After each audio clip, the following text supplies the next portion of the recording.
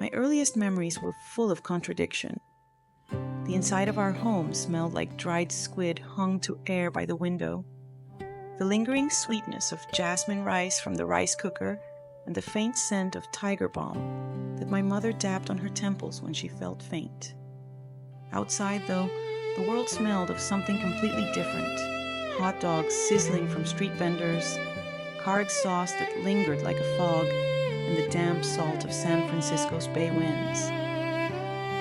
I was only a child, but even then, I knew I was living in two different countries at the same time. Our apartment sat on the edge of Chinatown, close enough to the market stalls and herbal shops where my parents felt at ease, but near enough to the broader city to remind me of how different we were. Inside, everything was Cantonese. Our food, our sounds, our gods tucked away in a small red altar beside the television. Outside, everything was foreign and fast, speaking in a language I didn't yet understand. When I turned 5 in 1950, my mother walked me to school holding my hand so tightly I thought her fingers would leave prints. It was my first time stepping into a world where English ruled. I remember the classroom like a dream. Bright paper cutouts on the wall, chalk dust in the air, and a teacher who smiled kindly but never once said my name correctly. Hoi Lam became Hoi, then Holly, then finally just, that girl. I didn't know how to correct them. I didn't know I was allowed to. My lunchbox became its own battlefield. While the other kids opened sandwiches and plastic-wrapped snacks, mine held warm rice, soy eggs, and bits of pork belly wrapped in banana leaf. I still remember the looks, confusion, wrinkled noses, and worst of all, laughter. One boy called it weird food, and another said it smelled like fish.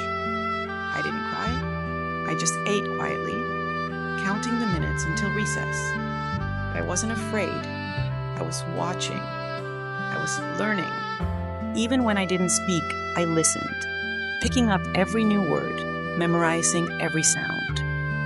At home, I repeated what I heard in school, translating bills, notices, and grocery lists for my parents by the time I was 7. At the post office, I became my father's voice. At the doctor's office, my mother's ears. I understood more than I let on. By the time I turned 10, my parents no longer worried about reading the mail. They had me, and I became their greatest pride. That same year, the Korean War began. I was too young to understand geopolitics, but I knew what fear looked like.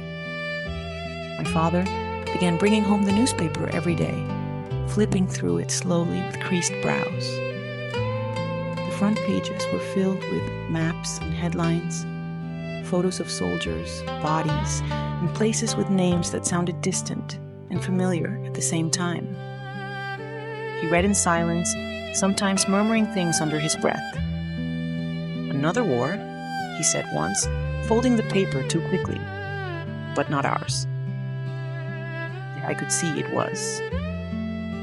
Every headline reminded him of his younger brothers still in Kowloon, of neighbors and friends he hadn't seen since the boat left the harbor. War, no matter where it happened, always reached us in some way. At night, my parents would sit by the radio, the Cantonese news crackling in waves. I'd sit nearby, playing with my crayons, pretending not to listen while absorbing every word. These were the years I learned what it meant to live between two languages, two histories, two versions of home. I didn't yet know what to call it, this balancing act, this stretch of the self between places and identities. I only knew that I belonged to both, and for now, that had to be enough.